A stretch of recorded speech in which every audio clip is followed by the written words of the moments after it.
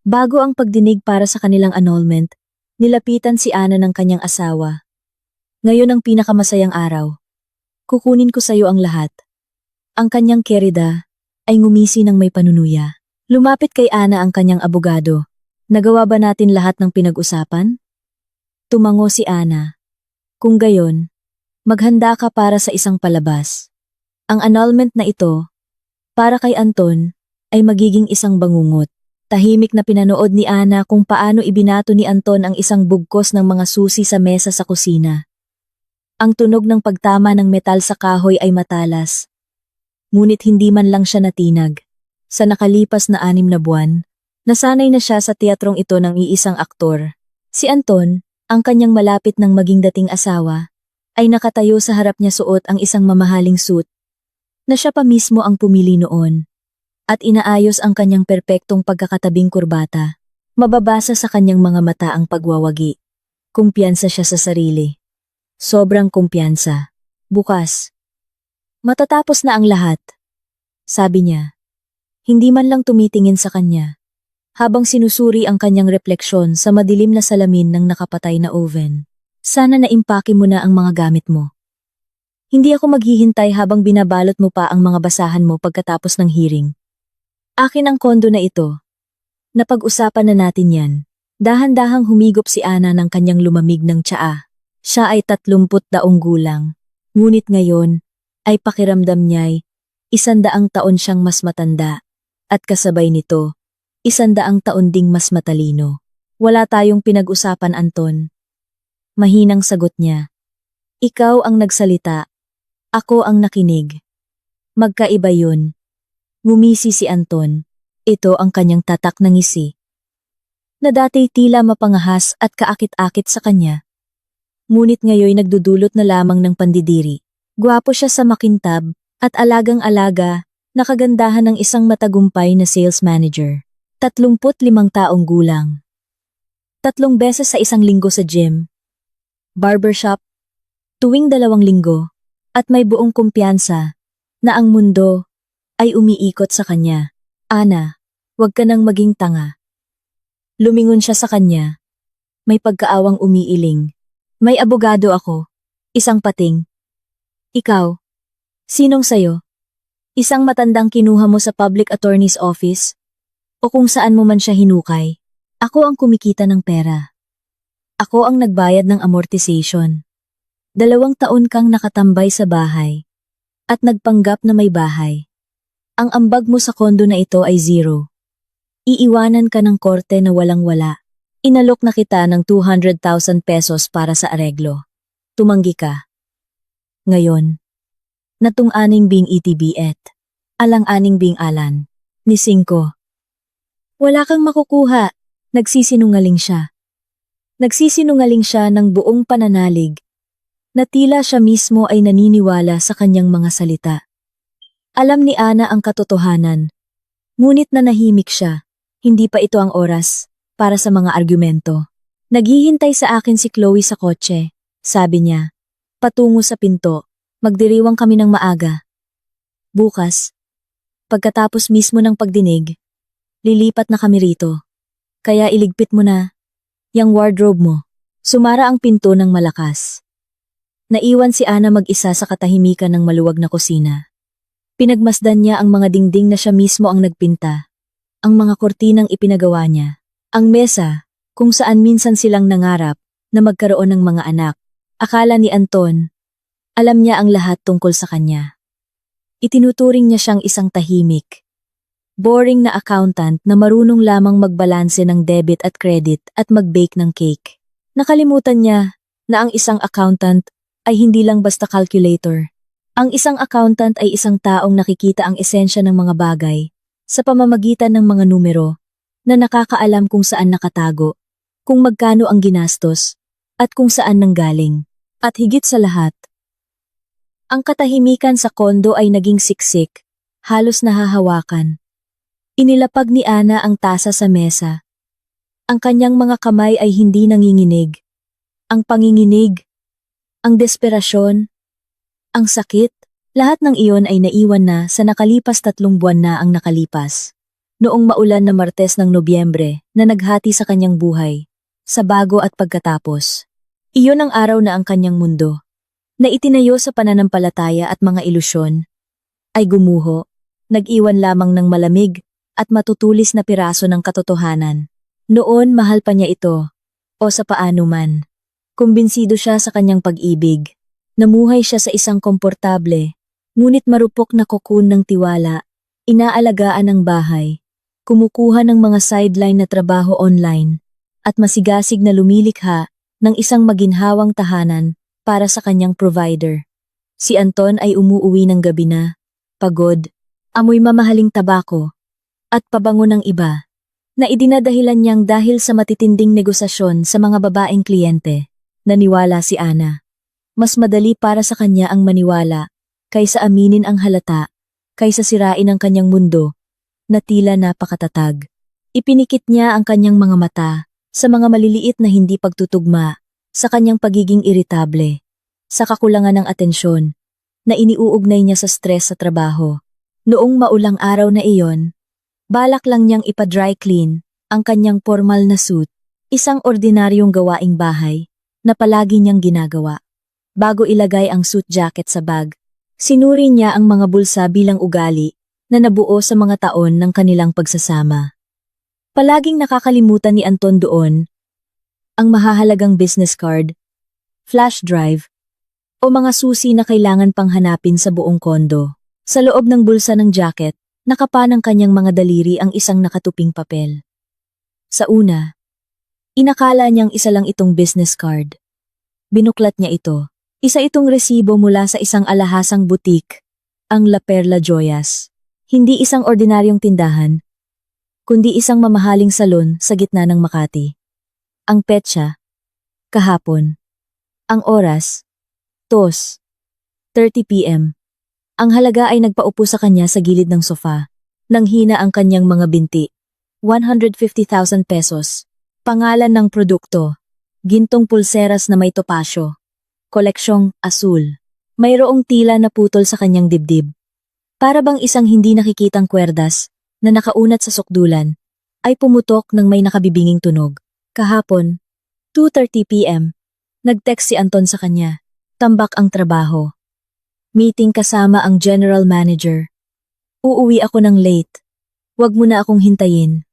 Nangako siyang manonood sila ng bagong pelikula nang magkasama sa gabi. Sa halip, bumibili siya ng pulseras. Ang unang bugso ng damdamin ay tumawag, sumigaw, humingi ng paliwanag. Iba to ang lintik na resibong ito sa kanyang mukha. Ngunit nanaig ang kanyang propesyonal na kasanayan. Si Ana ay isang auditor sa bokasyon. Kahit na ngayon ay nagtatrabaho lamang siya bilang isang accountant, ang emosyon ay kaguluhan. Nagiging hadlang ito sa malinaw na pag-iisip. Ang mga numero. Ito ang kaayusan. Ito ang mga hindi matututulang ebidensya. Isinantabi niya ang telepono upang hindi makagawa ng kalokohan at lumapit sa laptop. Mabilis at tiyak na tumipa ang kanyang mga daliri sa keyboard. Ang panahon ng social media ay isang mapanganib na panahon para sa mga sinungaling. Naisip niya ng may kapaitan. Alam ni Ana na may bagong sekretarya si Anton, si Chloe. Nabanggit niya ito ng basta-basta. Bata, magaling, masarap magtimpla ng kape, laging handa. Natagpuan ni Ana ang profile ni Chloe sa loob ng 2 minuto. Isang pampublikong account, maraming followers, mga matingkad, at mapang-akit na larawan mula sa mga restaurant, club, at mamahaling biyahe. Isang tipikal na Instagram diva. Ang huling post ay ginawa kagabi. Isang larawan ng isang magandang kamay ng babae na may perpektong manicure. May hawak na isang baso ng champagne sa loob ng isang mamahaling kotse. Sa pulso nito ay kumikinang ang isang pulseras na may topasyo. Imposibleng magkamali. Ang caption ay nagsasabing, "My love spoils me. Best night of my life." At ang geolocation ang parehong marangyang restaurant, kung saan dinala ni Anton si Ana para mag-propose 5 taon na ang nakalilipas. Ang lugar ng kanilang unang himala. Tinitigan ni Ana ang screen, at sa bawat tibok ng kanyang puso, tila nauubos ang buhay sa kanya. Walang paghihisterya.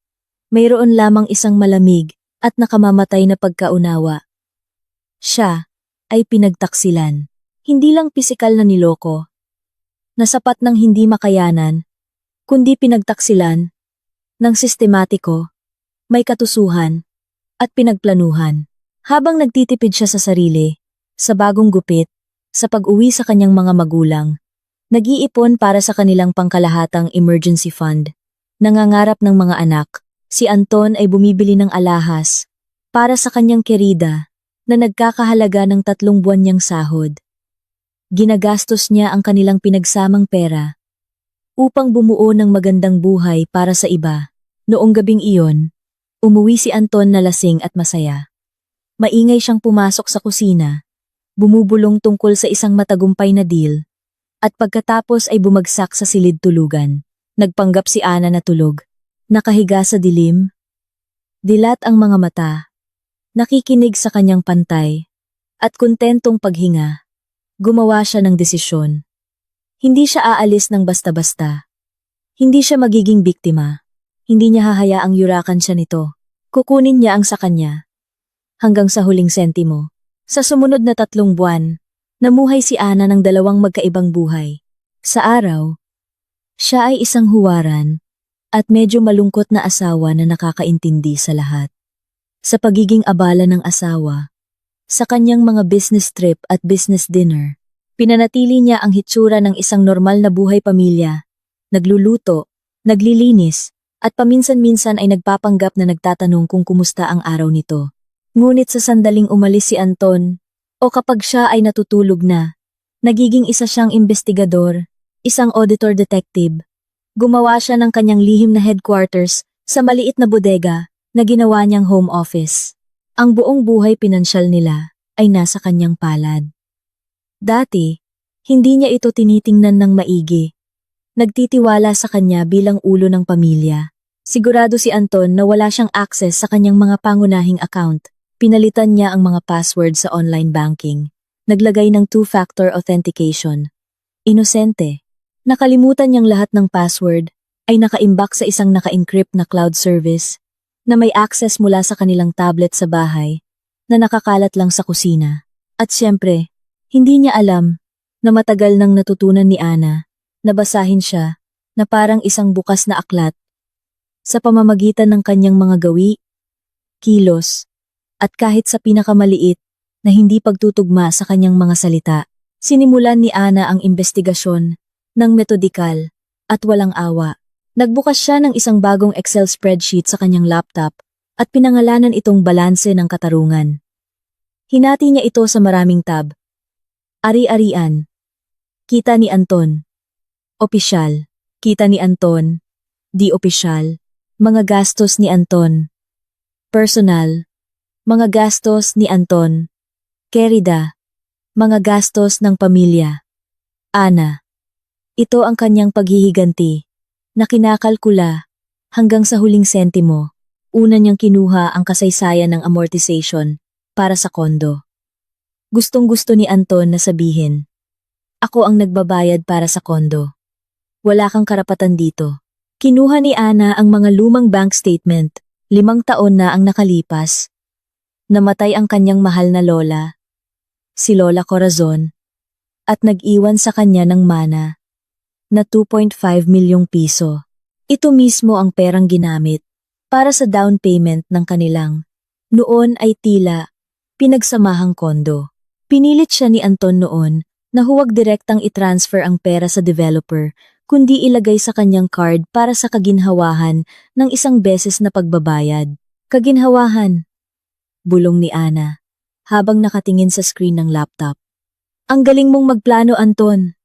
Ang galing mong ihanda ang daan para sa iyong pagtataksil sa hinaharap. Nahanap niya ang bank statement para sa buwan na binili ang kondo. Narito ang pagpasok ng pera mula sa pagbebenta ng ari-arian ng kanyang lola sa kanyang account. Narito ang transfer sa card ni Anton. At narito ang pagbawas mula sa kanyang card pabor sa bangko. Ang kadena ay malinaw, ngunit kailangan itong inotaryo, kumuha ng mga kopya ng dokumento, at ipa-certify ang mga ito. Ang bawat hakbang ay maingat na pinag-isipan, Susunod. Ang buwanang pagbabayad. May opisyal na sahod si Anton. Ngunit si Ana, kahit na nagtatrabaho online, ay kumikita rin. Ang kanyang pera, kahit na mas maliit, ay napupunta sa pagkain, mga bayarin, damit, at mga pangangailangan sa bahay. Mayroon din siyang savings account kung saan nakalagay ang natitirang bahagi ng kanyang mana. Bawat buwan, sa ika-12, naglilipat siya kay Anton ng halagang katumbas ng bayad sa amortization. Ginawa niya ito upang maramdaman ni Anton na siya ang ulo ng pamilya, na siya mismo ang pumipindot sa bayaran na button. Anong katangahan? Anong inosenteng pagnanais na suportahan ang kanyang ego? Dinownload ni Ana ang lahat ng payment slip sa loob ng 3 taon. Sa purpose of payment, palagi niyang isinusulat na para sa amortization ng kondo. Ito ang kanyang intuitibong siguro, ang kanyang maliit na ugali bilang accountant, na ngayon ay dapat na magligtas sa kanya. Ngunit ang pinaka-interesante ay nagsimula nang hukayin niya ang mga gastos ni Anton. Ang bahaging ito ng trabaho, ang pinaka-hindi kasiya siya, ngunit pinaka-impormatibo. Alam niya ang kanyang opisyal na sahod, 150,000 piso. Hindi masama. Pinahintulutan silang mamuhay ng komportable, ngunit hindi marangya. Gayunpaman, ang mga gastos na nakita niya sa mga bank statement ng kanyang mga card ay hindi tumutugma sa opisyal na kita. Mga restaurant, butik, hotel, mamahaling regalo, mga biyahe. Saan galing ang pera? Sobrang dami, sobrang dalas. Pinasok ni Ana ang kanyang work email. Ang password ay ang kanyang kaarawan. Napaka-ordinaryo.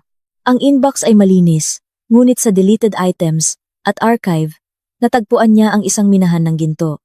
Mga pekeng kontrata sa mga dami na kumpanya. Mga invoice para sa mga serbisyong hindi naman talaga ginawa. Mga email na may kalkulasyon ng mga kickback mula sa mga supplier. Si Anton, gamit ang kanyang posisyon bilang pinuno ng sales department, ay nagpapataas ng presyo para sa mga kliyente. At ang pagkakaiba ay natatanggap niya sa card ng isang dummy.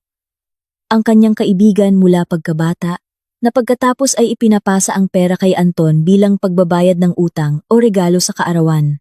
Iprinint ni Ana ang bawat dokumento. Ang mga pamamaraan ay simple. Idinisenyo para sa sitwasyong walang mag-iimbestiga ng malalim. Kahit sinong tax inspector o auditor, ay mabubuking ito sa loob ng 1 oras. Hindi nahuhuli si Anton, dahil ang mga halaga ay katamtaman lamang. At hindi siya nagiging ganid hanggang kamakailan. Sa pagdating ni Chloe, lumaki ang kanyang gana at nabawasan ang kanyang pag-iingat. Sa huling 6 na buwan, ang halaga ng mga kickback ay lumaki ng ilang beses. Ito mismo ang perang kinita sa pandaraya na napunta sa wala, pagsusugal. Nakahanap si Ana ng mga transaksyon pabor sa mga offshore na kumpanya ng pustahan.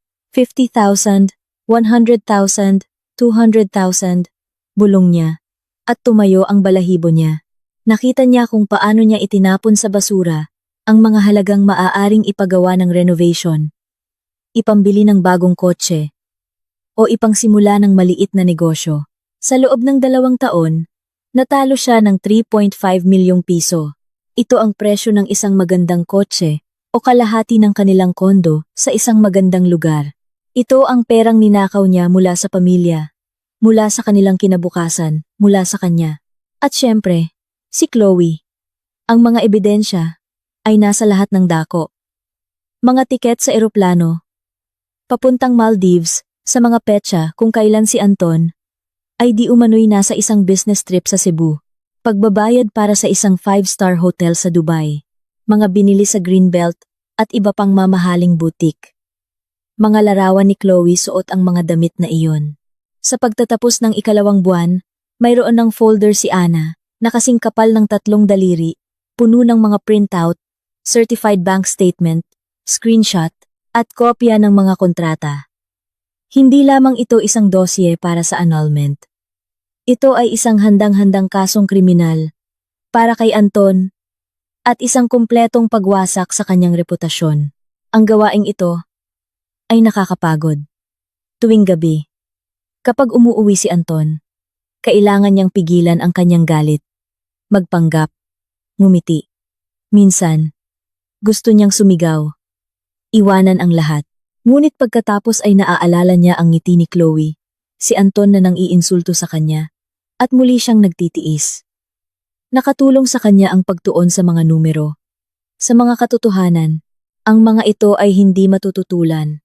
Ito ang kanyang tanging sandigan. Kailangan ni Ana ng isang abogado. Hindi lang isang basta-bastang abogado, kundi isang strategist. Isang taong kayang iharap ang kanyang ulat sa korte, sa paraang magiging hatol ito. Kailangan niya hindi lamang ng katarungan, kundi ng paghihiganti, malamig at walang awa. Isang kaibigan, nakamakailan ding dumaan sa isang mahirap na hiwalayan. Ang nagrekomenda kay Attorney Morales. Luma na siya sa serbisyo, sabi ng kaibigan. Mukha siyang lolo na librarian, maputi na ang buhok, may salamin sa ilong, palaging may dalang fountain pen. Pero sa korte, dinudurog niya ang mga kalaban hanggang sa maging abo. Hindi siya tumatanggap ng kahit sinong kliyente. Pinipili lang niya ang mga kasong interesado siya, o kung saan nakikita niya ang malalim na kawalang katarungan. Pero kapag tinanggap ka niya, isipin mong nanalo ka na, para siyang isang matandang samurai, kung saan ang karangalan at batas ay higit sa lahat. Ang kanilang unang pagkikita ay sa isang maliit at komportableng opisina. Puno ng mga libro mula sa sahig hanggang kisame. Amoy lumang papel at magandang tabako. Si Attorney Morales, isang matandang may kulubot na mukha. Habang pinupunasan ang kanyang salamin ng isang plaid na panyo, ay maingat na nakinig kay Ana. Hindi siya sumasabad. Paminsan-minsan lang ay gumagawa ng mga tala sa kanyang notebook gamit ang isang fountain pen, na lumilikha ng isang bahagyang kaluskos. Ang kanyang mga mata, na nakatago sa likod ng makapal na salamin, ay matalas at matalim, parang x-ray. Nang matapos ni Ana ang kanyang tuyo at metodikal na salaysay, inilapag sa mesa ang kanyang makapal na folder. Umubo ng bahagya si Attorney Morales. Matagal siyang nanahimik. Binubuklat ang mga pahina at pinag-aaralan ang mga graph, statement, at kopya ng mga kontrata. Alam mo, Hija, sa wakas ay sabi niya, na may garalgal na boses na tila pag-aari ng isang sinaunang pantas. Karaniwan. Mga babaeng puno ng emosyon ang lumalapit sa akin. Hayop siya. Niloko niya ako. Parusahan niyo siya. Pero ang ebidensya, kakarampot, puro salita. Ikaw naman, dumating kang may dala ng kumpletong kaso, na may buong pakete ng mga dokumento. Hindi lang ito isang dosye. Ito ay halos isang handang-handang hatol na. Binuksan niya ang seksyon na may mga financial scheme ni Anton. Maingat na pinag-aralan ang mga transaksyon, sinuri ang mga petsa at halaga. Tumaas ang kanyang mga kilay. Nagpapakita ng tunay na pagkamangha at paggalang. Auditor ka ba? Tanong niya. Itinaas ang kanyang tingin kay Ana. Accountant po. Mahinang sagot ni Ana. Ang isang mahusay na accountant ay katumbas ng 10 abogado. Ngumisi si Attorney Morales. Ang material dito ay sapat na hindi lang para sa paghahati ng ari-arian, kundi para palitan ng asawa mo ang kanyang Armani suit ng damit preso. Gusto mo ba siyang ipakulong? Posible yan, alam mo ba? Nag-isip si Ana. Matamis ang paghihiganti. Ngunit ayaw niyang maging isang halimaw. Gusto niyang isara ang kabanatang ito ng kanyang buhay. Hindi mabaon sa mga paglilitis sa loob ng maraming taon. Hindi po, Attorney Morales. Ayaw ko po ng gulo. Ayokong malaman ng mga magiging anak ko, kung magkakaroon man ako, na ikinulong ng kanilang ina ang kanilang ama. Gusto ko ng katarungan. Kailangan ko ang aking kondo na ako ang nagbayad. At isang kompensasyon para sa ninakaw niya sa akin. Para sa ginastos niya, mula sa budget ng pamilya. Para sa kanyang mga bisyo. At sa ibang babae. Gusto kong mawala sa kanya ang lahat ng kanyang pinapahalagahan. Matalino. Tumango ang abogado. Ang galit ay masamang tagapayo. Ang malamig na pagkalkula. Ito ang ating sandata. Ang ating layunin ay ang pinakamalaking pinsala para sa kanya na may pinakamababang kawalan para sa iyo. Ganito ang gagawin natin. Magsasampa tayo ng counterclaim, ngunit ipapakita lang natin ang mga dokumento sa korte sa pinakahuling sandali.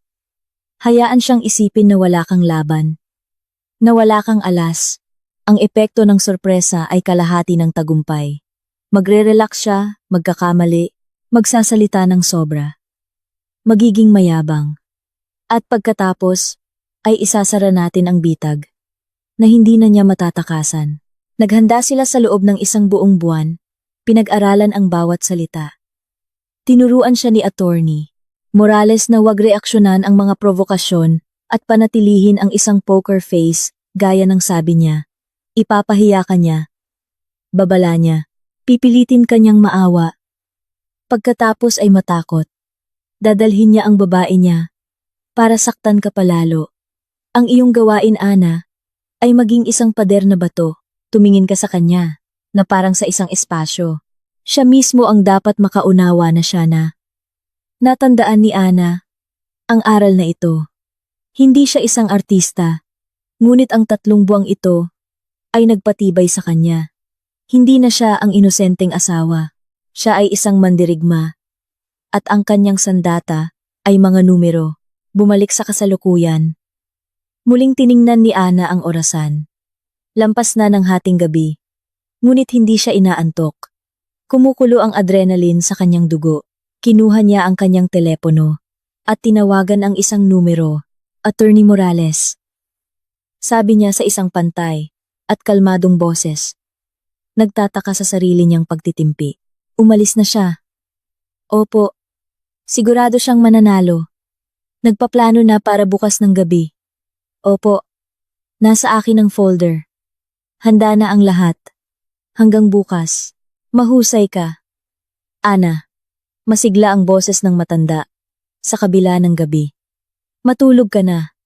Bukas ay isang mahirap. Ngunit magandang araw. Ang araw ng katarungan. Ibinaba niya ang telepono. At sa unang pagkakataon sa araw na iyon, pinahintulutan niya ang kanyang sarili ng ngumiti. Ang ngiti na iyon ay malamig. Puno ng pananabik. Bukas. Gusto ni Anton ng palabas. Sige. Makukuha niya ito. Isang palabas ng iisang aktor.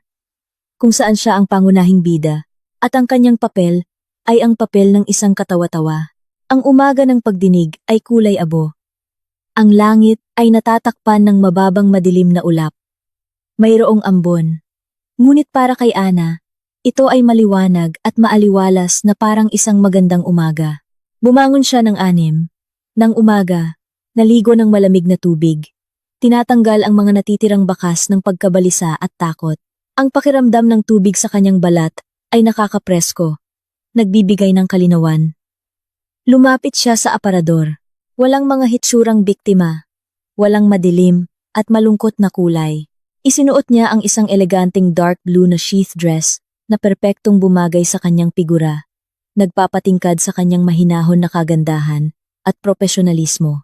Ang kulay na ito ay sumisimbolo sa kalmado at kumpiyansa. Inipit niya ang kanyang buhok sa isang masikip at malinis na bun sa batok. Kaunting makeup lang. Sapat lang para itago ang mga bakas ng kawalan ng tulog, ngunit upang bigyang diin ang kalinawan ng kanyang tingin. Sa salamin ay nakita niya ang isang kalmado at handang babae. Sa kanyang mga mata, wala ng luha o sama ng loob, tanging bakal na determinasyon. Kaya mo to! Sabi niya sa kanyang refleksyon gamit lamang ang mga labi. Nasa panig mo ang katotohanan, at ang lakas ay nasa katotohanan at sa mga numero. Kinuha niya ang folder ng mga dokumento. Sinuri kung dala niya ang kanyang ID, panulat, at isang maliit na notebook. Ang kanyang bag ay simple. Pangnegosyo. Walang labis na detalye. Lumabas siya ng kondo. Sa parking lot ay nakaparada ang kanyang maliit, ngunit napaka-maaasahang Toyota Wigo na binili niya gamit ang sariling pera. Bago pa man sila ikasal. Luma na. Ngunit tapat. Hindi tulad ng kanyang asawa. Sumakay siya sa kotse, pinaandar ang makina, at lumabas sa kulay abong ngunit ngayon ay puno ng pag-asa na lungsod. Ang gusali ng korte ay sumalubong sa kanila. ng ingay ng mga boses na may halong amoy ng lumang papel, alikabok, at murang kape mula sa vending machine na nakatayo malapit sa elevator. Ang mga tao ay naglalakad-lakad, ang kanilang mga mukha ay nagpapahayag ng pagkabalisa, pag-asa, o kawalan ng pag-asa. Dumating si Ana ng maaga. Tulad ng dati, hinihintay na siya ni Attorney Morales sa labas ng courtroom number 4. Kalmado, parang isang sphinx, tila nakakabit na sa lugar na iyon. Kumusta ang pakiramdam? Tanong niya. Kinakamayan siya. Ang kanyang palad ay tuyo at mainit, tulad ng dati. Handa ng lumaban, at may kaunting pananabik. Sagot niya. Mabuti yan. Tandaan, walang salita, nang walang senyas mula sa akin. Hayaan mo siyang magsalita. Bawat salita niya ay isang pako sa sarili niyang kabaong. Umakyat sila sa ikalawang palapag, kung saan naroon ang kanilang courtroom. Sa labas ng pinto, ay nakatayo na si Anton. Mukha nga siyang pupunta sa isang awards night o sa sarili niyang kasal, hindi sa isang annulment. Perpektong dark blue suit, puting-puting damit, kumikinang ang mga cufflinks sa madilim na ilaw ng koridor. Siya ang sagisag ng pagiging kampante. Sa tabi niya, nakakapit sa kanyang braso, ay si Chloe. Siya ay 24 taong gulang, ngunit sa tulong ng mga cosmetologist, hairstylist, at stylist na binayaran ni Anton, mukha siyang mas matanda at mas mahal kaysa sa tunay niyang edad. Masyadong maikling palda. Masyadong mababang V-neck para sa isang opisyal na lugar. Masyadong matingkad at agresibong pulang lipstick sa kanyang makapal na labi. Tinitingnan niya si Ana nang may hamon na may hindi maitagong pagmamataas. Na para bang siya, si Chloe, ang lehitimong may-ari ng sitwasyon. At si Ana ay isang nakakainis na hadlang, isang langaw na kailangang patayin ng dyaryo. Hindi man lang niya sinubukang itago ang kanyang pagmamalaki. Nang makita ang kanyang asawa, ngumiti si Anton ng isang malawak at mapanuksong ngiti at lumakad papalapit sa kanya. Hila-hila si Chloe. Gusto niyang gumawa ng palabas. Ipahiya siya sa harap ng lahat. O ano? Malakas niyang sinabi, para marinig ng mga taong nakaupo sa mga bangko, habang naghihintay ng kanilang mga kaso isang matandang babae na may luha ang mukha, isang lalaking kinakabahang hinihimas ang isang folder. Sumusuko ka na ba? O baka nagbago ang isip mo? Huling pagkakataon na to, tumigil siya isang hakbang mula kay Ana, nangingibabaw sa kanya. Amoy mamahaling pabango siya. Ang mismong pabango na ibinigay ni Ana sa kanya noong kanilang anibersaryo. 3 taon na ang nakalipas. Ang amoy na dating nagdudulot ng lambing at alaala ng masasayang araw, ngayon ay nagdudulot na lamang ng pagkasuklam at pandidiri. Ngayon ang pinakamasayang araw sa buhay ko, patuloy niya. Nakatingin diretso sa kanyang mga mata. Ninanamnam ang sandali ng kanyang di umano'y kahihiyan. Kukunin ko sa'yo ang lahat, Ana. Ang kondo, ang kotse, ang mga account. Naiintindihan mo naman na wala kang kwenta, di ba? Isang espasyo. Kung wala ako, isa ka lang kulay abong daga na may calculator. Sino ang magkakagusto sa iyo? Sa edad mong 30 wala kang kahit ano maliban sa matanda mong abogado na walang magagawa. Humagikik si Chloe. Tinatakpan ang bibig ng kamay na may perpektong manicure. Ipinapakita ang mismong pulseras na may topasyo. Anton, huwag ka namang masyadong malupit. Kanta niya sa isang matamis at malagkit na boses na mas maraming lason kaysa sa kagat ng kobra. Baka iwanan na lang natin sa kanya yung lumang sofa? Hindi naman yun babagay sa style natin. Nag-order na tayo ng Italian na bedroom set, di ba? Yung puti na may ginto, bagay sa kanya yung sofa na yun sa maliit na apartment ng nanay niya. Tumawa si Anton, nagustuhan ang biro. Pakiramdam niya ay siya ang hari ng sitwasyon, ang naggi. Oo nga. Tama. Kunin mo na ang sofa. May matutulugan ka sa apartment ng nanay mo. Ay hindi. Ibebenta ko rin pala ang sofa. Prinsipyo lang. At ni isang kusing. Wala kang makukuha. Magtatrabaho ka. Hanggang tumanda. Magbabalanse ng debit at credit. Tinitigan sila ni Ana. Walang ni isang kalamnan ang gumalaw sa kanyang mukha. Walang ni isang damdamin ang nakabakas sa kanyang mga mata. Dati, ang mga salitang ito ay sasaksak sa kanyang puso, magpapaluha sa kanya, magpapaliwanag. Ngayon, naririnig niya lamang ang isang hungkag na tunog, ang ingay ng hangin sa kanyang mga tainga.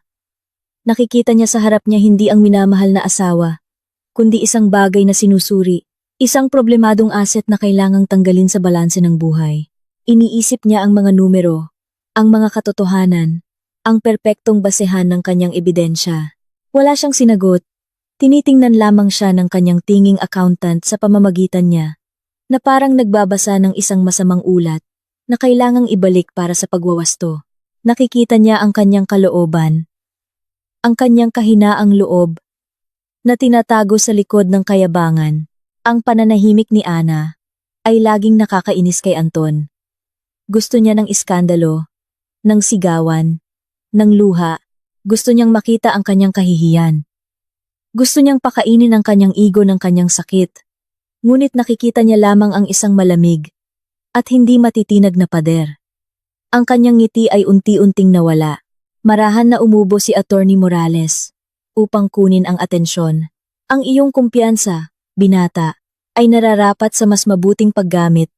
Sabi niya, nang mahina, ngunit may bigat, na parang isang putok ng baril. Ipunin mo ang iyong lakas para sa loob ng korte, pati na rin ang iyong boses. Kakailanganin mo yan para magpaliwanag. At maniwala ka, kakailanganin mo yan ng husto. Tiningnan ni Anton ang matanda, nang may paghamak mula ulo hanggang paa, na parang isang nakakainis na abala, tagapagtanggol ng mga api, at kaawa-awa. Maghanda ka ng magsulat ng apela, Lolo. Kahit na hindi ka nito matutulungan. Nakaayos na ang lahat sa akin. Ang abogado ko, personal na kilala ang hukom. Kaibigan kami. Binabati kita. Tuyong sagot ni Attorney Morales. Ang kakilala ay mabuti. Ngunit ang batas ay mas mabuti. At ang perpektong ebidensya ay isang hatol. Sa sandaling iyon, bumukas ang pinto ng korte. At isang pagod, ngunit walang emosyon na mukha ng kalihim ang nag-anunsyo. Petitioner at respondent sa kaso ng pagpapawalang bisa ng kasal ng mag-asawang Santos. Pumasok na po kayo sa courtroom. Kayo na po ang susunod. Ang courtroom ay maliit, maalinsangan, at opisyal. Ang gasgas na sahig ay umuugong sa bawat yapak. Ang mga hilera ng kahoy na upuan ay matigas. At sa mga dingding ay nakasabit ang mga kupas na simbolo ng estado. Ang sagisag at watawat, na tila dayuhan sa lugar na ito. Mabigat ang hangin, puno ng amoy ng lumang papel, at tensyonadong pag-aabang. Ang hukom, isang babae na nasa 50 anyos, na may mahigpit na mukha at matalas na tingin sa ibabaw ng kanyang salamin, ay umupo sa kanyang pwesto, pumukpok ng martilyo, at mabilis na sinuri ang mga naroroon. Ang kanyang boses ay mahigpit, ngunit kalmado. Ang abogado ni Anton, isang makinis na lalaki na nasa 40 anyos, na nagngangalang Attorney Villanueva, na may gumagalaw na mga mata, at isang madulas na ngiti, ay agad na nagsimula. Kumilos siya ng may kayabangan, ramdam ang suporta ng kanyang kliyente at, tila, naniniwala sa kanyang pagiging hindi magkakamali sa kanyang mga koneksyon. Sinimulan niya ang kanyang talumpati. Naglalakad-lakad sa harap ng mesa ng hukom, kumukumpas. Your Honor, nagsimula siya sa isang matamis at ensayadong boses, tulad ng isang aktor sa entablado. Ang sitwasyon ay napakalinaw at simple. Ito ay isang tipikal na kaso kung saan ang isang hindi nagtatrabahong asawa ay sinusubukang pagsamantalahan ang tagumpay ng kanyang talentadong asawa.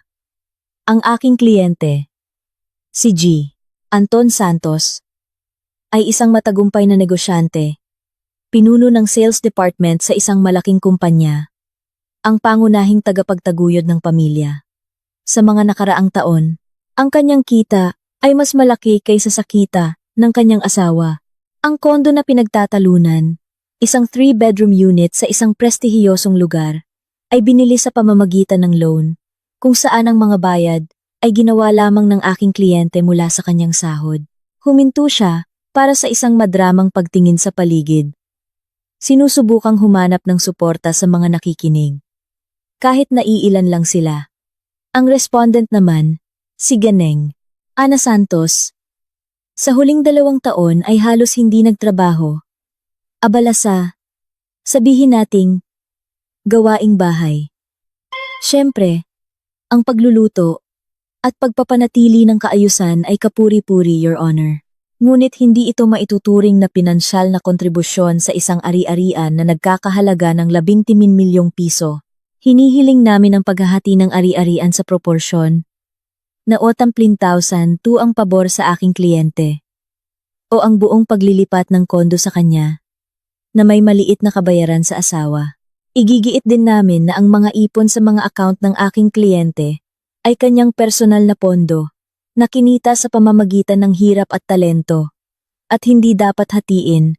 Handa ang petitioner na akuin ang lahat ng obligasyon sa pautang para sa sasakyan na binili niya para sa pamilya. Si Anton ay nakaupo ng mayabang, nakangiti at tumatango sa bawat salita ng kanyang abogado. Nakikita na niya ang kanyang sarili bilang nagwagi. Si Chloe, na naiwan sa labas, ay marahil ay nagbabrowse na ng mga katalogo ng muebles para sa kanilang bagong silid tulugan. Puno ng pananabik sa tagumpay. Ang hukom ay mabilis na nagsusulat, hindi nag-aangat ng ulo. Ang kanyang panulat ay kumakaluskos sa papel. Pagkatapos ay huminto siya, tinanggal ang kanyang salamin, at ibinaling ang tingin sa panig ng respondent. Panig ng respondent, mayroon ba kayong tutol? Tinatanggap niyo ba ang petisyon? Naramdaman ni Ana ang kanyang puso na tumitibok sa kanyang lalamunan, ngunit sa labas ay nanatili siyang ganap na kalmado. Walang ni isang kalamnan ang gumalaw sa kanyang mukha, dahan-dahan, at may dignidad na tumayo si Attorney Morales. Inayos niya ang kanyang salamin, binuksan ang makapal na folder na nakalatag sa harap niya, at kinuha ang unang bunton ng mga dokumento. Ang kanyang mga galaw ay mabagal, tiyak, na parang naghahanda para sa isang komplikadong operasyon. Your Honor. Matatag at malakas ang boses ng abogado. Puno nito ang buong silid. Tinabunan ang mayabang na tono ng abogado ni Anton. Kami ay lubos na hindi sumasang-ayon sa posisyon ng petitioner. Higit pa rito, naniniwala kami na ang petitioner ay sadya, may katusuhan, at walang kahihiyang nagliligaw sa korte. Sinusubukang angkinin ang ari-arian ng iba. Malakas na umismid si Anton. At ang kanyang abogado ay umirap at nagkunwaring bumuntong hininga na parabang naiinip sa kawalan ng kakayahan ng kalaban. Mayroon kaming mga kontrademanda. Patuloy ni Attorney Morales. Ganap na binabalewala ang palabas ng mga kalaban. At ang mga ito ay suportado hindi ng mga walang laman na salita, kundi ng mga hindi matututulang dokumento na pinatunayan ng naaayon. Magsimula tayo sa kondo. Sinasabi ng aking kasamahan na ang down payment at mga bayad sa amortization ay ginawa mula sa pinagsamang pondo o pondo ng petitioner. Ngunit iyon ay kasinungalingan. Kinuha niya ang unang dokumento, isang makapal na notarized na papel, at ipinasa ito sa hukom sa pamamagitan ng kalihim. Ang isang kopya ay basta na lang niyang itinulak sa mesa patungo sa abogado ni Anton, hindi man lang ito tiningnan. Dokumento numero 1. Bank statement mula sa account ni Ganeng, Ana Santos. 5 taon na ang nakalipas. 1 buwan bago bilhin ang kondo. Natanggap niya ang kanyang mana mula sa yumaong lola, si Corazon Reyes. Ang halaga ng mana ay 2.5 milyong piso. Ang halaga ng down payment para sa kondo ay eksaktong 2.5 milyong piso. Walang labis. Walang kulang. Ito ay direktang paggamit ng mana para sa isang partikular na layunin. Kinuha ng hukom ang dokumento, tiningnan ito ng maigi. Ang kanyang tingin ay dumausdos sa mga linya. Kinumpara niya ang mga petsa at halaga. May bahagyang pagtataka sa kanyang mukha. Magpatuloy, abogado, ayon sa Artikulo 92 ng Family Code ng Pilipinas. Ang ari-arian na natanggap ng isa sa mga asawa sa panahon ng kasal, bilang regalo o mana, pati na rin ang ari-arian na binili gamit ang mga pondong ito, ay kanyang personal na pag-aari at hindi napapailalim sa paghahati. Nanigas si Anton. Ang kanyang kumpiyansa ay nagsimulang matunaw. Naaalala niya ang tungkol sa mana. Ngunit sigurado siyang basta na lang itong inihalo ni Ana sa kanilang pangkalahatang pondo. At ngayon ay hindi na matutunton. Hindi niya alam ang tungkol sa mga direktang transaksyon at eksaktong pagkakatugma ng mga halaga. Pero teka lang. Tumayo ang abogado ni Anton. Ang kanyang mukha ay hindi na gaanong mayabang. Ang pera ay inilipat mula sa account ng asawang lalaki patungo sa developer. Patunay ito ng kanyang partisipasyon, ng kanyang kontribusyon. Umupo ka, kasamahan. Sinaway siya ni Attorney Morales. Hindi man lang nagtaas ng boses. Ang kanyang tono ay kalmado ngunit tiyak. Huwag kang magmadali, masyado kang kinakabahan. Narito ang dokumento numero 2. Isang statement ng paglilipat ng pondo mula sa account ni GNeng. Ana Santos patungo sa account ni G. Anton Santos sa parehong araw. 1 oras bago ang pagbabayad sa developer. Nakasaad sa purpose of payment. Paglipat ng sariling pondo para sa pagbabayad ng DP para sa kondo. Notarized. Bawat bayad ay may layunin. At pinagmulan. Namutla si Anton. Nanginginig ang kanyang mga labi. Nakalimutan niya ang tungkol sa tala na iyon. O hindi niya pinansin. Itinuturing itong isang maliit na pormalidad. Dagdag pa. Patuloy ni Attorney Morales. Hindi siya binibigyan ng pagkakataong makabawi. Nagpapabilis na parang isang mabigat, ngunit hindi mapigilang tren. Mga bayad sa amortization. Oo, ang mga ito ay ibinawas mula sa card ni G. Anton Santos. Ngunit narito ang isang summary table ng paggalaw ng pondo sa loob ng 3 taon na ibinigay ng bangko. Pati na rin ang mga kopya ng lahat ng payment slip ng aking kliyente. Inabot niya sa hukom ang isang may kulay na diagram na nakaprint sa makintab na papel at isang makapal na bunton ng mga statement. Bawat buwan, sa ika-15, 1 araw bago ang pagbawas para sa amortization. Si GNeng. Ana Santos ay naglilipat mula sa kanyang personal na savings account, kung saan nakalagay ang natitirang bahagi ng kanyang mana at mga naipon mula sa kanyang mga sideline ng eksaktong halaga ng bayad sa amortization sa card ng kanyang asawa na may tala na para sa amortization ng kondo. Lahat ng 3 taon, walang isang palya. Hindi lang ito salita, Your Honor.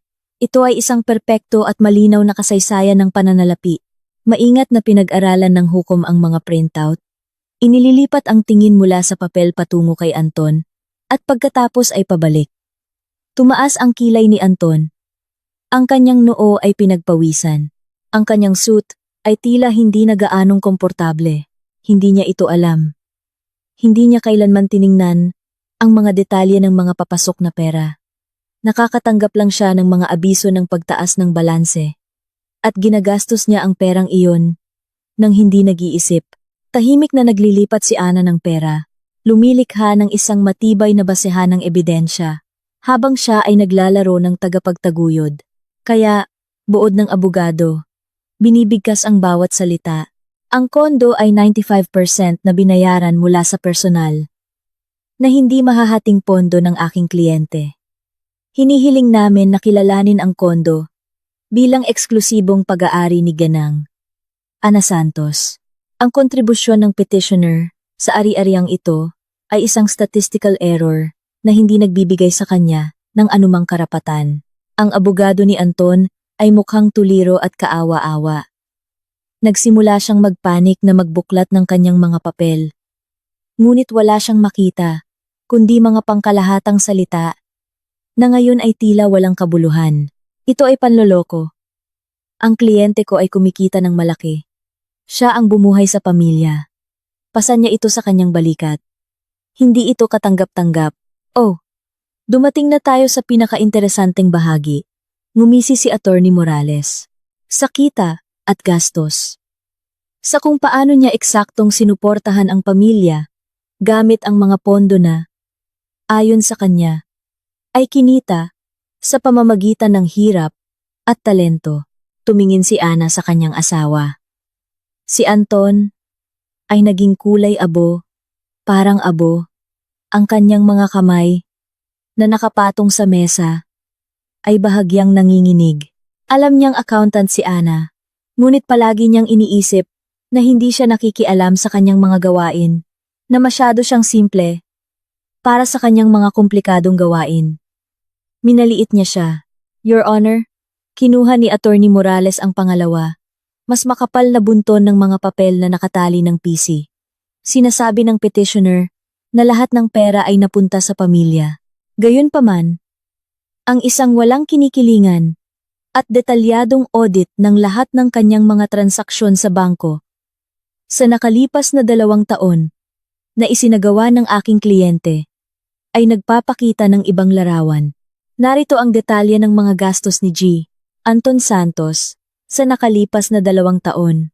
Nagsimulang magbasa ang abogado at bawat salita ay bumagsak sa katahimikan ng silid na parang isang bato na bumabasag ng babasaging salamin. Regular na paglilipat sa mga account ng mga offshore na kumpanya ng pustahan. Mga pangalan tulad ng BetPH, Lucky Win, Fortuna Online, mga halagang 50,000, 100,000, 200,000 pesos. Ang mga petsa ng transaksyon ay madalas nakasabay ng araw ng sahod o araw ng pagtanggap ng bonus, pati na rin ng mga araw ng malalaking kickback. Ang kabuuang halaga ng natalong pondo sa loob ng 2 taon ay umaabot sa 3.5 milyong piso. Ito ay pera mula sa budget ng pamilya, Your Honor, na itinapon sa hangin. Ang Artikulo 125 ng Family Code ay nagsasaad na ang anumang disposisyon ng ari-arian ay dapat may pahintulot ng parehong asawa. Hindi nagbigay ng pahintulot si Ganeng, Ana Santos, na matalo ang kanilang pinagsamang pera sa pagsusugal. Isang nakabibinging katahimikan ang bumalot sa silid. Naririnig ang pagtiktak ng orasan sa dingding. Binibilang ang mga huling sandali ng kumpiyansa ni Anton. Kinuyom ni Anton ang kanyang mga kamao na namuti ang mga buko. Ipinasok niya ang kanyang ulo sa pagitan ng mga balikat, sinusubukang maging hindi nakikita. Ang kanyang mukha ay nababalot ng malagkit na pawis. Ngunit hindi lang iyan. Ang boses ni Attorney Morales ay parang isang hatol, walang awa at pinal. Mga gastos sa, sabihin nating, matamis na buhay at libangan. Pagbook ng mga silid sa mamahaling hotel, pagbili ng alahas, mga hapunan sa mga high-end na restaurant, pag-arkila ng mga premium na kotse. Ang mga petsa ng mga gastos na ito ay regular na tumutugma sa mga business trip ng petitioner na di umano'y ginawa niyang mag-isa. Gayunpaman, narito ang mga tiket sa eroplano para sa isang Miss Chloe Reyes na binayaran gamit ang card ng petitioner. Narito ang mga resibo mula sa mga butik ng damit pambabae, sapatos, at accessories. Ang sukat ay S na hindi tumutugma sa sukat ng aking kliyente. Itinaas ni Attorney Morales ang mismong resibo mula sa alahasang natagpuan ni Ana sa jacket niya at ang cherry sa ibabaw ng cake. Isang pulseras na nagkakahalaga ng 150,000 piso. Binili 3 buwan na ang nakalipas. Ang larawan ng pulseras na ito nakuha ni Miss Reyes na may caption na, "My love spoils me. Best night of my life." Mula sa kanyang personal na social media account, ay kalakip din. Ang kabuuang halaga ng ginastos sa ibang babae mula sa budget ng pamilya na napatunayan ng mga dokumento ay tinatayang nasa 2 milyong piso pa. 5.5 milyon ang nasayang. Itinaas ng hukom ang kanyang mga mata kay Anton. Sa kanyang tingin, walang bakas ng awa, tanging malamig na paghamak ng isang alagad ng batas sa isang maliit, ngunit tusong manloloko. Petitioner, maaari mo bang ipaliwanag ang mga gastos na ito? Inaamin mo ba na ginastos mo ang budget ng pamilya sa pagsusugal at sa ibang tao na nakapinsala sa interes ng pamilya? Sinubukang tumayo ni Anton, ngunit hindi sumunod ang kanyang mga binti. Sumandal siya sa mesa para manatiling nakatayo. Iyan ay mga representational expenses. Sigaw niya. Pumipiyok. Nanginginig ang kanyang boses. At ang kanyang mga mata ay nagpapalipat-lipat Para sa trabaho, kailangang aliwin ang mga kliyente. Ito ay investment sa imahe ng kumpanya. Ang mga kliyente ba ay inaaliw sa mga tindahan ng alahas sa pamamagitan ng pagbili ng mga kwintas na may brilyante, tuyo, at may sarkasmong tanong ni Attorney Morales. Hindi siya binibigyan ng pagkakataong makatakas. At ang mga kliyente ba ay natutulog kasama mo sa iisang silid ng hotel sa Maldives? At nagsusuot ng damit na may sukat na extra small? Sa tingin mo ba ay mga tanga kami at ang korte? Ang abogado ni Anton ay nakayuko. Napagtanto niyang talo na siya. Higit pa rito, naramdaman niya ang mga ulap na nagdidilim sa itaas niya. Ang kasong ito ay nagsimulang mag-amoy ng masama at ayaw niyang masangkot. Isa pang punto, Your Honor. Ang pinakahindi kasiya siya, ngunit kailangan para makumpleto ang larawan. Dagdag ni Attorney Morales. Ang kanyang boses ngayon ay mas mababa, ngunit hindi gaanong nakakatakot. Ibinaba ni Ana ang kanyang mga mata. Ang sandaling ito ang pinakamahirap para sa kanya. Hindi lang ito tungkol sa annulment. Tungkol ito sa pagsira sa reputasyon ni Anton, sa pampublikong pagbubunyag ng kanyang mga maling gawain.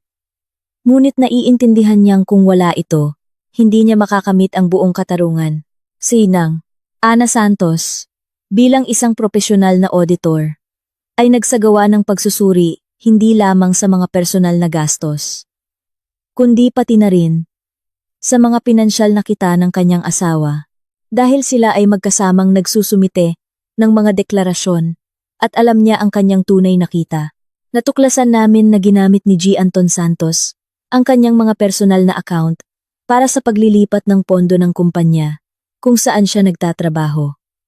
Ang tinatawag na mga gray scheme, mga kickback mula sa mga supplier, pag-cash out ng pondo sa pamamagitan ng mga dami na negosyo. Ang bahagi ng perang ito ay nananatili sa kanya. Ang bahagi ay ipinapasa sa iba. Ngunit ang mga buwis sa mga halagang ito, syempre, ay hindi binabayaran. Narito ang mga printout ng kanyang shadow accounting na sa kapabayaan ng petitioner ay nakaimbak sa kanilang home cloud storage. Lahat ng operasyon, lahat ng halaga, lahat ng tatanggap at nagpadala ay nakasaad, mga screenshot, notarized. Ang abogado ni Anton ay bumagsak sa upuan na parang nawalan ng malay at tinakpan ang kanyang mukha ng mga kamay. Naintindihan niyang ito na ang katapusan. Ang kaso ay lumalampas na sa isang simpleng sibil na usapin at nagiging potensyal na kriminal. Ang kanyang kliyente ay hindi lang isang sinungaling, kundi isang manloloko. Hindi namin hinihiling sa korte na magbukas ng kasong kriminal. Hindi iyon ang inyong jurisdiksyon. Marangal na sabi ni Attorney Morales. Ngunit sa kanyang boses ay may hindi maitagong tagumpay. Ang mga materyales na ito ay naipadala na sa employer ng petitioner para sa isang panloob na investigasyon. Ngunit hinihiling namin na isaalang-alang na ang mataas na kita ng petitioner na kanyang ipinagmamalaki ay bahagyang iligal na pinagmulan at ang legal na bahagi ng sahod ay napunta sa pagsusugal at sa kerida, habang ang pamilya ay nabubuhay sa pondo mula sa mana ni Gineng, Ana Santos, at sa kanyang mga personal na sideline. Hindi niya sinuportahan ang pamilya, Your Honor. Sinira niya ito. Isinantabi ng hukom ang mga papel. Tinanggal niya ang kanyang salamin at hinilot ang kanyang ilong. Hindi na niya kailangang mag-deliberate ng matagal. Ang larawan ay malinaw na parang sikat ng araw. Marumi, masama, at halata. Ipinapahayag ang isang 20 minutong recess para sa paggawa ng desisyon. Sabi niya sa isang malamig na tono na walang magandang ipinapahiwatig para kay Anton. Nang lumabas ang hukom, naging napakatahimik sa silid. Ang abogado ni Anton ay nagsimulang bumulong nang may galit sa kanyang kliyente. Kumakaway. Tila sinisisi siya sa kanyang katangahan. Hindi nakikinig si Anton. Nakatingin siya kay Ana. Sa kanyang mga mata ay may takot ng isang hayop na na-corner. Ngayon lang niya napagtanto ang laki ng kapahamakan. Anong ginawa mo? Bulong niya mula sa kabilang panig. Halos hindi marinig ang kanyang boses. Sinira mo ako. Naiintindihan mo ba ang ginawa mo? Kalmadong inilagay ni Ana ang kanyang mga papel sa bag. Maingat na isinara ang folder. Hindi, Anton. Sinira mo ang sarili mo. Binalanse ko lang ang mga libro, debit at credit. At lumabas na lugi ka ng malaki. Ikaw ang pumili kung saan gagastusin ang pera mo.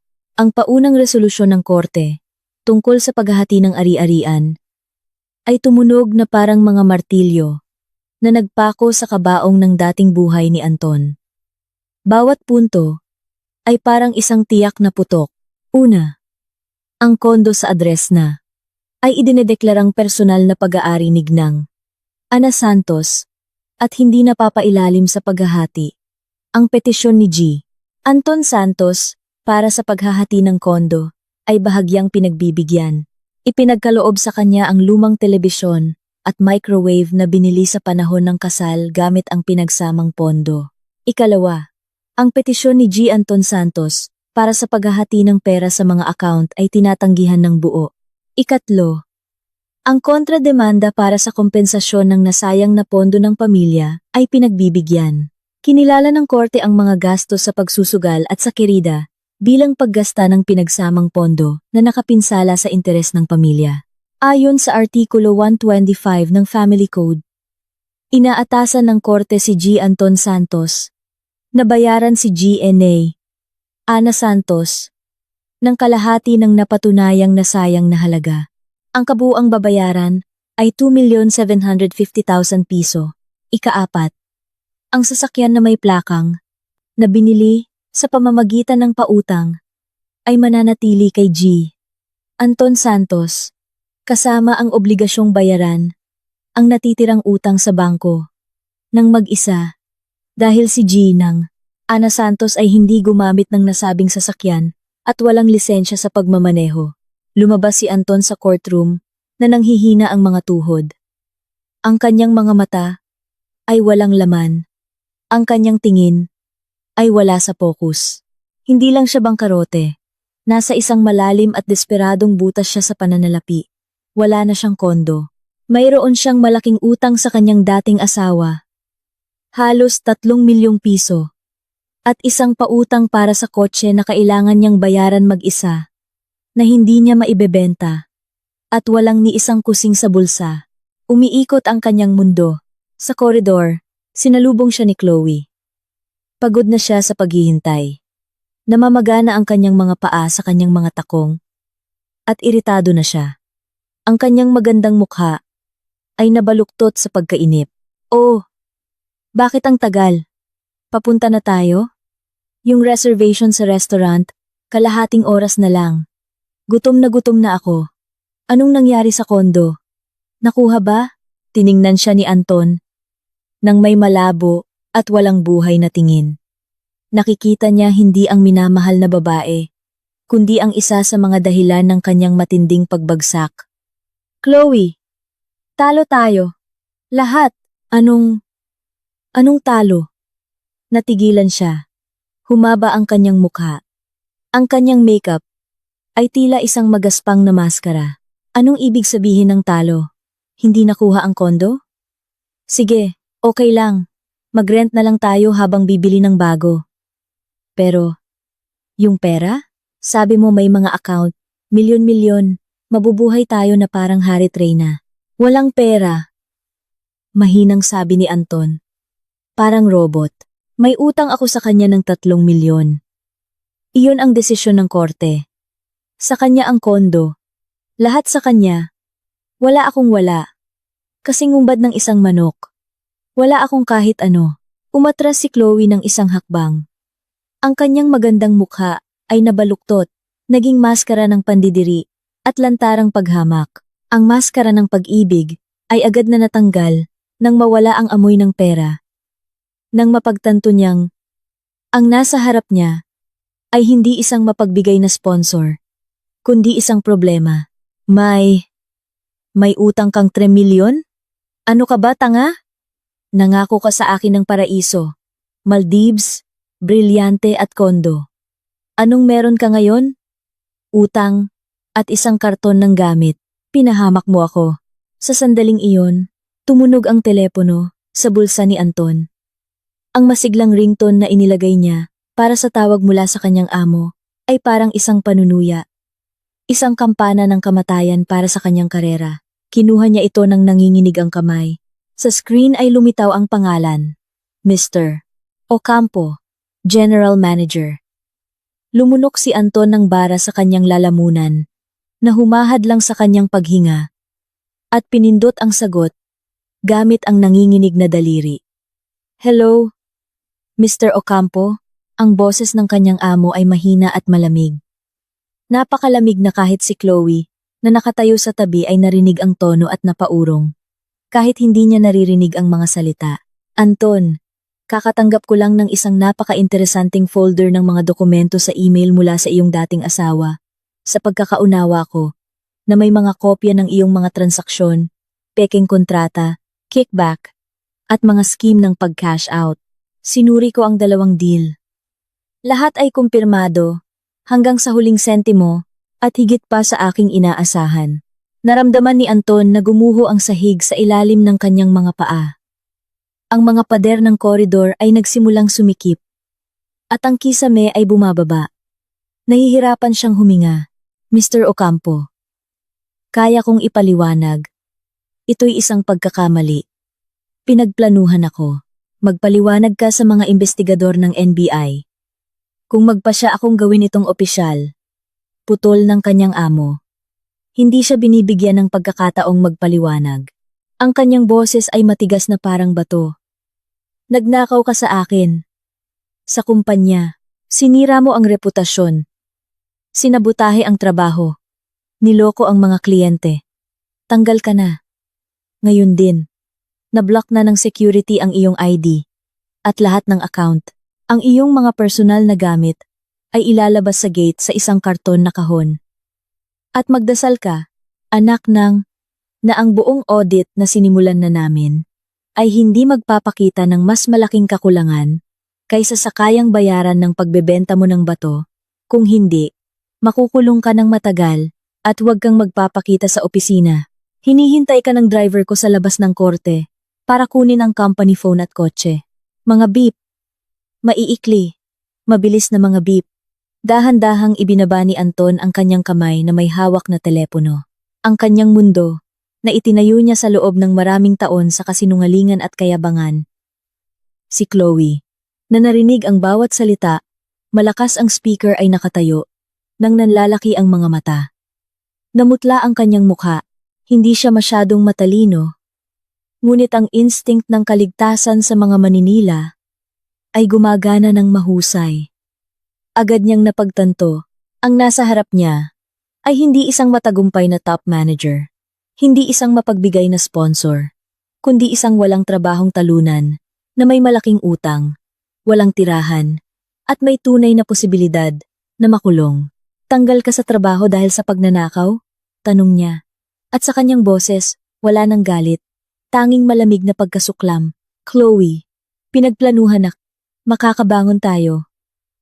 Nagsimulang magmakaawa si Anton. Sinusubukang hawakan ang kanyang kamay. Naghahanap ng anumang suporta. Sa ganap na pagbagsak na ito, hinila niya ang kanyang kamay, na parang sa apoy, at pinagpagan ang kanyang manggas, na para bang siya ay nadumihan. Tayo? Wala nang tayo, Anton. Hindi ako pumirma para mamuhay kasama ng isang pulubi at preso. Akala ko ba bibigyan mo ako ng marangyang buhay sa BGC? Anong meron ka ngayon? Utang, tanggal sa trabaho, at isang karton ng gamit.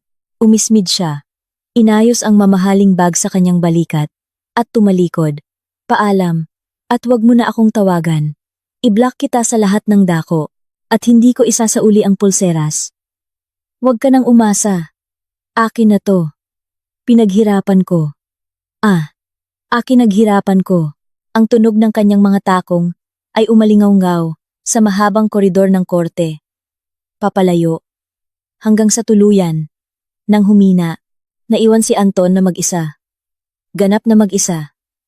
Iniwan. Binurog. Winasak. Sa sandaling iyon, lumabas si Ana mula sa courtroom. Naglakad siya ng mahinahon. Hindi nagmamadali. Tuwid ang likod. kasama ang kanyang abogado. May sinasabi sa kanya si Attorney Morales, at siya ay mahinang ngumingiti. Sa kanyang mukha, walang pagwawagi, tanging malalim na kasiyahan at ginhawa. Nagpantay sila ni Anton. Nakatayo siya malapit sa pader. Dumudulas ang likod. Halos nakaupo sa sahig. Maputla. Pinagpapawisan. Wasak. Ang kanyang kurbata ay nakatabingi. Ang kanyang suit jacket ay lukot. Ang kanyang dating mayabang na mukha ay ngayon ay isang maskara na lamang ng takot at kawalan ng magawa. Itinaas niya ang kanyang mga mata sa kanya. Sa mga ito ay may halong poot, takot, at isang kaawa-awang, desperadong pagsusumamo. Ana, garalgal niyang sabi. Halos hindi marinig ang kanyang boses. Paano mo nagawa to? Asawa mo ako. Ipinadala mo ang mga dokumento sa boss ko. Sinira mo ako. Wala na akong mapupuntahan. Wala akong pera kahit pamasahe.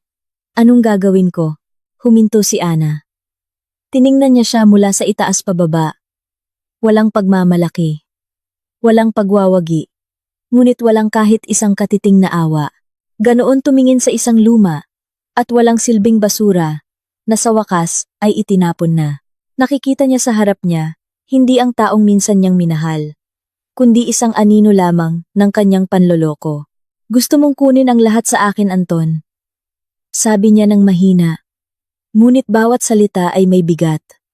Parang isang bato. Sinabi mo na isa akong walang kwentang tao. Dinala mo ang kerida mo sa korte para pagtawanan ako. Akala mo mahina ako dahil nanahimik ako at nagluto ng pagkain mo. Nakalimutan mo ang pinakamahalagang aral sa accounting na itinuro ko sa'yo na dapat sundin. Lahat ay kailangang bayaran. At palaging dumarating ang singil. Ang singil mo ay dumating ngayon, Anton, at binayaran mo ito ng buo. Pero saan ako pupunta? Halos bulong niya, at sa kanyang boses, ay sa wakas, ay may lantarang luha. Wala akong kahit ano. Iniwan ako ni Chloe. Mayroon kang kalayaan. Sagot ni Ana. Nagkibit balikat. Na para bang ito ang pinakahalatang sagot. Hindi ba't yan ang gusto mo? Iyan ang isinisigaw mo. Iyan ang hinahangad mo. Tinatanggal ang responsibilidad at mga moral na obligasyon. At mayroon kang kotse. Matulog ka dyan, bago kunin ng bangko. Iyan ang iyong pinili. Iyan ang iyong kalayaan. Tumalikod siya at naglakad patungo sa labasan, kung saan sa wakas ay sumilip ang isang maliwanag at nakakasilaw na araw sa likod ng mga ulap. Sa unang pagkakataon sa mahabang panahon, naramdaman niyang tunay siyang buhay, tunay na malaya. Ang bigat na pumipiga sa kanyang mga balikat sa loob ng maraming taon, ang mabigat at hindi nakikitang bigat ng pagtataksil at kasinungalingan, ay nawala. Inunat niya ang kanyang mga balikat. Sa unahan ay isang bagong buhay. Ang kondo ay kanyang kuta na walang makakakuha. Ang kanyang propesyon ay kanyang sandigan, kanyang kalasag, at ang nakaraan ay naiwan sa maalinsangang madilim na koridor ng korte, kasama ang taong hindi kailanman naunawaan kung sino at ano ang nawala sa kanyang kaawa-awang paghahabol, sa makikinang na pambalot at panandali ang kasiyahan. Lumabas si Ana sa kalye, huminga ng sariwa at malamig na hangin. Ang amoy ng ulan at basang aspalto ay tila ang pinakamagandang amoy sa mundo. Naramdaman niya ang banayad na hangin na naglalaro sa kanyang buhok at ang init ng araw sa kanyang mukha. Huminto si Attorney Morales sa mga hagdanan at kinamayan siya. Mahusay na trabaho, kasamahan, kindat niya. At ang kanyang mga mata sa likod ng salamin ay masayang kumislap. Kung magpasya kang magpalit ng propesyon, kukunin kitang katulong. Ang pagbuo ng ganyang dossier, nang may ganyang meticulous, at pagtitimpi iyan ay talento. Bihira akong makakita ng ganyang determinasyon. Tumawa si Ana ng magaan. Malakas, tunay. Ang tawa na ito ay bago. Malinis, walang bakas ng kapaitan. Salamat po, Attorney Morales. Pero mahal ko ang mga numero.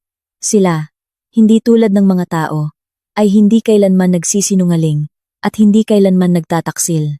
Palagi silang humahantong sa katotohanan. Naglakad siya patungo sa kanyang kotse. Ngayong gabi, hindi siya iiyak. Bibili siya ng pinakamasarap na cake. Marahil, isang bote ng magandang puting alak, magtitimpla ng sariwang tsaa, at mag-enjoy sa katahimikan sa kanyang kondo. Sa kanyang sariling ligtas na kondo, kung saan wala ng kasinungalingan, wala ng pagtataksil, wala ng amoy ng iba, at ngiti ng iba, siya lang, at ang kanyang kalayaan. At si Anton ay naiwang nakatayo sa koridor. Nagdaraan ang mga tao, mga abogado, hukom, bisita, mga sheriff. May mga sumusulyap sa magandang bihis na lalaki na dumulas sa pader at nakaupo, yakap ang kanyang ulo, at umuugoy-ugoy, na parang sinusubukang pakalmahin ang panloob na bagyo. Isang oras na ang nakalipas. Sigurado siyang siya ang hari ng mundo, ang amo ng sitwasyon, isang taong kayang makalusot sa lahat. Ngunit ang buhay, bilang pinakamahigpit at hindi masusuhulang punong accountant, ay gumawa ng sarili nitong pagsasaayos, at ang huling balanse ay hindi pumanig sa kanya. Ang kanyang personal na pagkabangkarote ay ganap at hindi mapag-aalinlanganan. Bago ang pagdinig para sa kanilang annulment, nilapitan si Ana ng kanyang